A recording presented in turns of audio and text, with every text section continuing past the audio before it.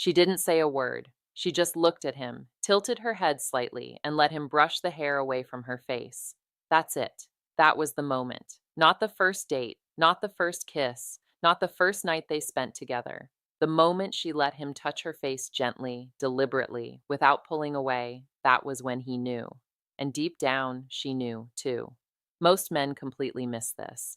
Not because they're not paying attention, but because they've been taught to look for the wrong signals entirely. They're scanning for obvious green lights. Does she text back fast? Does she laugh at everything I say? Did she agree to see me again? And those things matter, sure, but none of them come close to what happens when a woman allows a man to touch her face. I want to talk about that today. What it actually means, why it matters more than almost anything else she could show you, and more importantly, what it says about you if she lets it happen. Because here's the thing, most people won't tell you.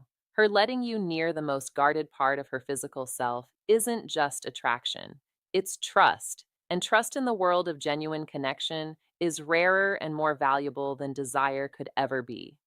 Stay with me, because by the end of this, you'll understand something about women, about connection, and honestly about yourself that most men spend years never figuring out. And if you're someone who actually wants to understand this stuff at a real level, not the surface level, trick based, hack your way into her heart kind of content, hit subscribe before we go deeper. This channel exists for people who are committed to actually growing, not performing, not gaming, growing. If that's you, you're in the right place. Now let's get into it. There's a misconception that runs so deep in male dating psychology that most men don't even realize they're carrying it. The misconception is this: attraction is primarily physical. So, physical signals are the ultimate measure of where you stand with a woman. And look, I get it. That idea isn't entirely wrong. Physical attraction is real, it matters. But the problem is that most men conflate physical desire with genuine, deep, sustained attraction. And those are not the same thing. A woman can be physically attracted to you and still keep emotional and physical distance. She can enjoy your company, appreciate your looks, even feel a pull toward you, and still never truly let her guard down, never let you in, never let you close enough to touch the parts of her that feel fragile. And that's what the face represents. Think about it for a second. When someone is angry, what do they protect first? Their face. When someone feels afraid, they cover their face. When someone is deeply ashamed, they hide their face. The face is the site of identity, of vulnerability, of expression. It's where we show what we're actually feeling before our words have a chance to catch up. Psychologically speaking, the face is the most self revealing, least defended part of who we are when we feel safe, and the most ferociously protected when we don't. So, when a woman lets you near it, when she doesn't flinch, doesn't turn away, doesn't create distance as your hand comes close, she is doing something that her nervous system had to consciously or unconsciously decide was safe. She's letting the walls down. Not because you asked, not because she was charmed in a calculated way, but because something about you, the way you carry yourself, the way you treated her, the consistency of who you are, made her feel like it was okay to be unguarded around you. That is not a small thing. That is everything. Let me tell you about a type of man. You've probably seen him. Maybe you know him. He's not the loudest guy in the room. He's not running game, not deploying tactics, not refreshing his phone, waiting for her to respond.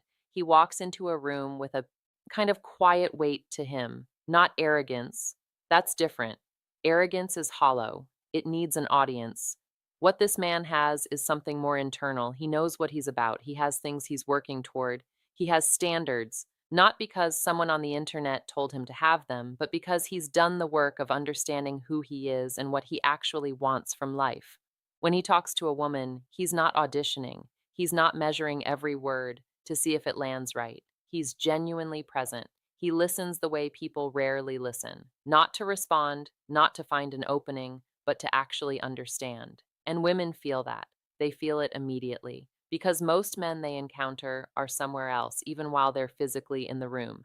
This man is actually there. He doesn't rush physical closeness, not because he's playing a long game or being strategic about it, but because he's not desperate for validation through touch. He understands that physical closeness that isn't earned is just theater. And he doesn't need theater. What he wants is real. So he waits, not passively, not timidly, but with a kind of grounded patience that communicates something very specific. I'm not going anywhere. I'm not chasing. I'm here. And she feels that too.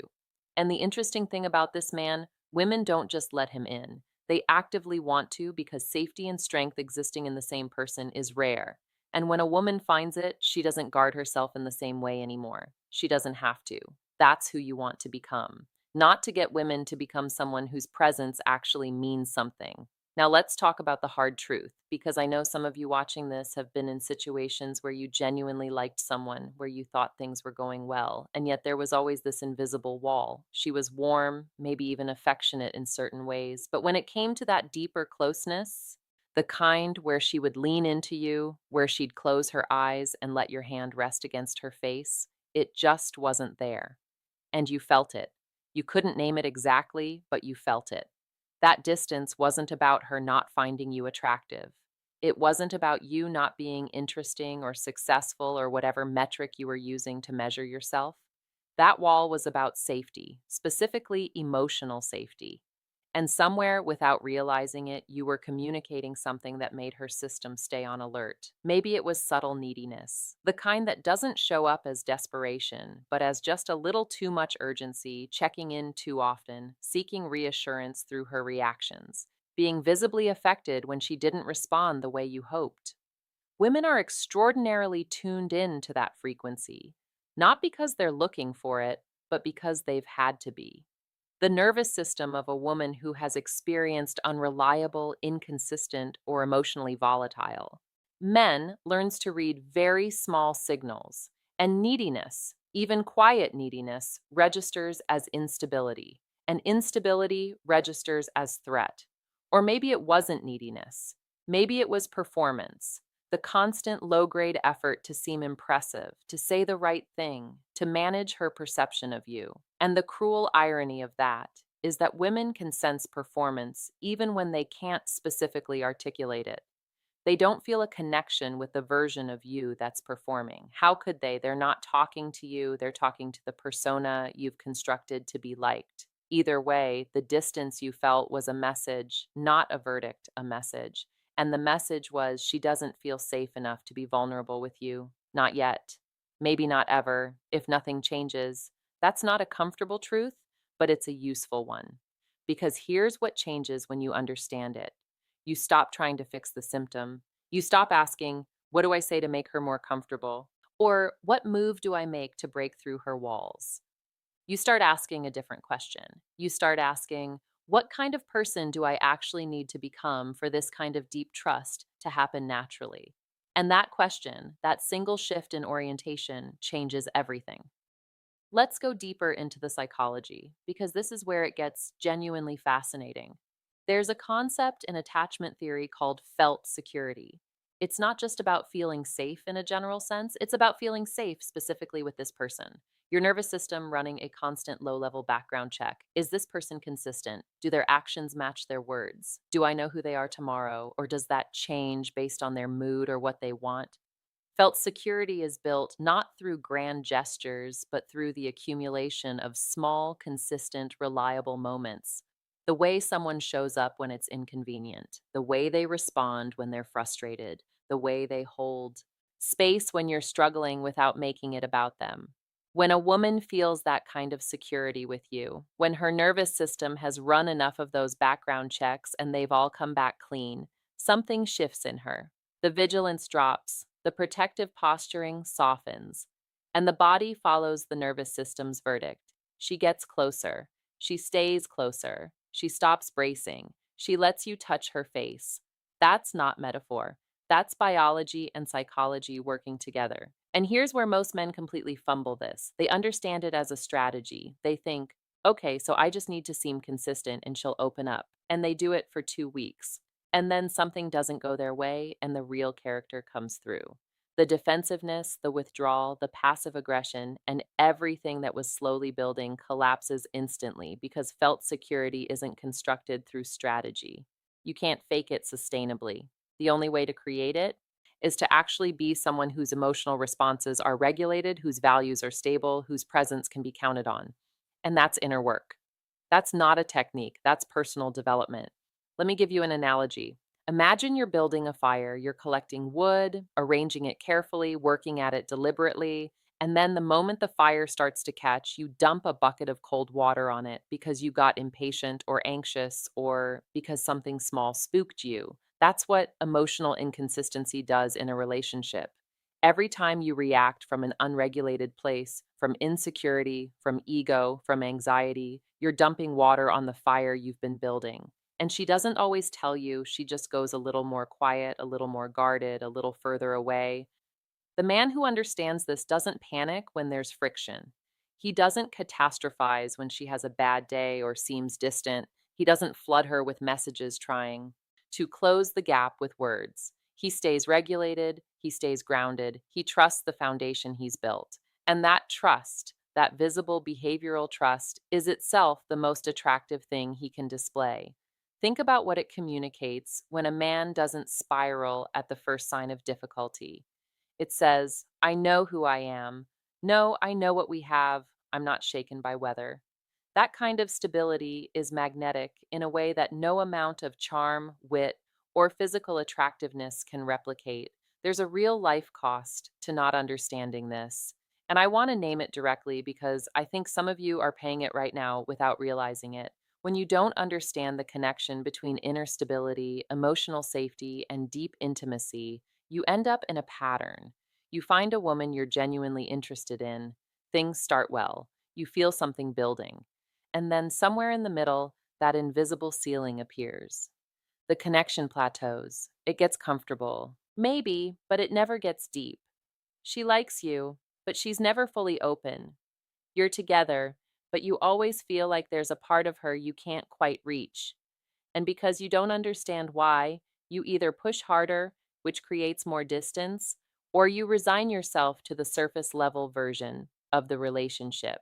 You tell yourself this is just how it is, that real depth is rare, that maybe she's just not that kind of person, and you stay or you leave, and the next one starts the same way. That's not bad luck. That's an unexamined pattern, and unexamined patterns are just choices you haven't made consciously yet. The real life cost is years. It's years of connections that never quite got where you both wanted them to go. It's waking up next to someone and feeling a specific quiet loneliness that's somehow worse than being alone. It's the slow erosion of your confidence, not because you're failing, but because you can feel yourself trying so hard at something. That's not working and not knowing why. That cost compounds. And the longer you carry the wrong understanding of what actually creates deep connection with a woman, the more of that cost you accumulate. So, let me give you the perspective shift. The thing that, if you actually let it land, changes the conversation you're having with yourself about relationships. You don't need to learn how to get women to trust you. You need to become someone who is actually trustworthy at a nervous system level. Not in the legal or moral sense, in the relational, emotional, energetic sense. Someone whose reactions are steady. Someone who doesn't need constant validation to feel secure. Someone who brings a clear, defined self into every interaction rather than shape shifting to match what he thinks she wants. That kind of person, and only that kind of person, creates the conditions where a woman can genuinely let her guard down, where she can tilt her head, close her eyes, and let your hand rest against her face without a single part of her bracing. Where the moment isn't calculated or performed or manipulated into existence, it just arrives naturally because the emotional ground has been prepared. And that shift from trying to get trust to becoming trustworthy is not a small reframe. It changes what you work on. It changes where you focus your energy. Instead of studying her reactions and trying to optimize your behavior for her approval, you turn inward. You work on your own emotional regulation. You build a life you're genuinely engaged with. You develop opinions, values, and standards that aren't contingent on what any particular woman thinks of them. You get comfortable being alone with yourself because a man who can't be alone with himself is always going to leak that discomfort into his relationships. And the beautiful paradox is this: the more genuinely whole you become as a person, the less you need any specific person to complete you, the more naturally and deeply people are drawn to you. Because wholeness is rare, and when someone encounters it, they want to be near it, they want to stay. Now, let me talk about something practical because I know some of you want something concrete to carry out of this. The next time you're with a woman you're genuinely interested in, I want you to do something that sounds simple, but is actually one of the hardest things in modern dating. Be completely present without agenda, not trying to impress, not monitoring how you're coming across, not planning your next move. Just present, listening, responding from a real place rather than a calculated one. Notice what happens to the energy in the room when you stop performing. Notice how conversations change when you're not managing her perception of you. Notice whether she leans in physically, conversationally, or whether she seems to sense that something has shifted and responds to it. The second thing, regulate your reactions in moments of friction or uncertainty. If she doesn't respond to a message for a few hours, don't send another one. Don't adjust your energy to compensate for the gap. Don't let anxiety make decisions on your behalf. Stay level. Stay in your own lane. That single behavior, staying regulated, when the instinct is to reach, communicates more about your security than almost anything you could say. The third thing, build a life outside of any given relationship that you are genuinely excited about, not as a strategy to seem less available, as a real investment in yourself. Have things you're working toward. Have people in your life who matter. Have pursuits that make you feel alive. Because a man who has something real going on isn't dependent on any one relationship for his sense of meaning and direction. And that independence, what that fullness that is palpable to anyone who spends time with him. These aren't techniques, they're orientations. And the difference between a technique and an orientation is that a technique is applied when you want a specific outcome. An orientation is just who you are, and who you are, not what you do, is what she's responding to when she decides how close to let you in.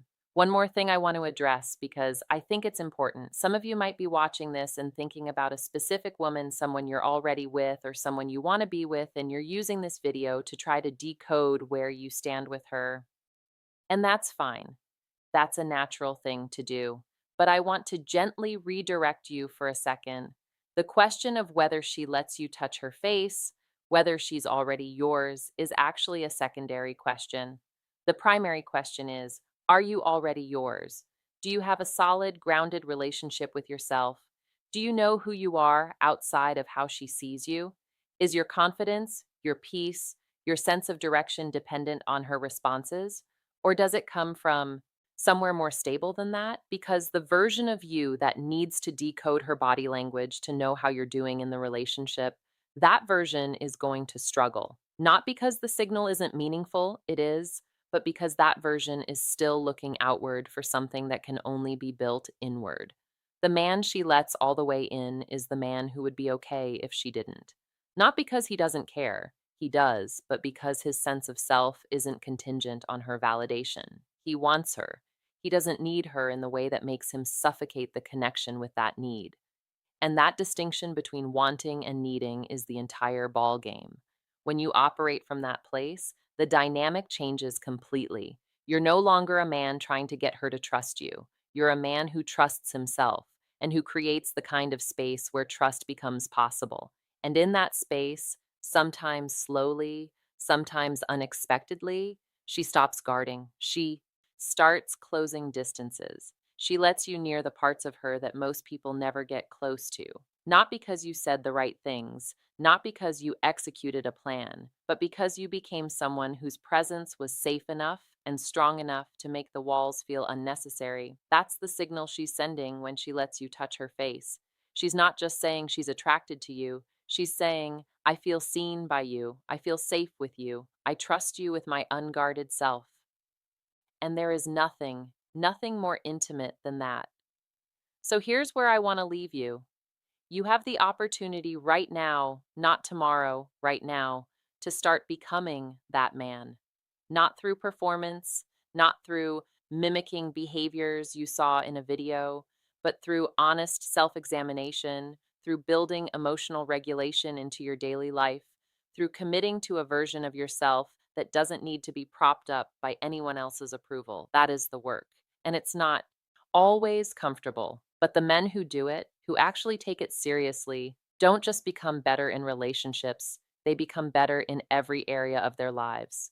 Because the same discipline that makes you emotionally steady in an intimate relationship makes you decisive in your career, reliable to your friends, consistent in your habits. The inner work doesn't stay in one lane, it bleeds into everything. You are not a collection of tactics. You are not a set of techniques. You are a person with depth, with the capacity to grow, with the ability to become someone whose presence actually changes the temperature in a room. Someone women trust, someone people trust, someone you can trust. That starts now, not with a script, not with a strategy, with the decision simple and clear to take your own growth seriously. If this spoke to you, hit subscribe.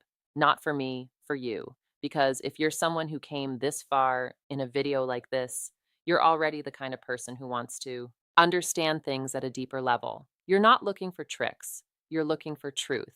And that's exactly what this channel is built around. Real psychology, real growth, practical, honest insights about who we are and what we're capable of becoming. Subscribe and stay in it because the work continues and it's worth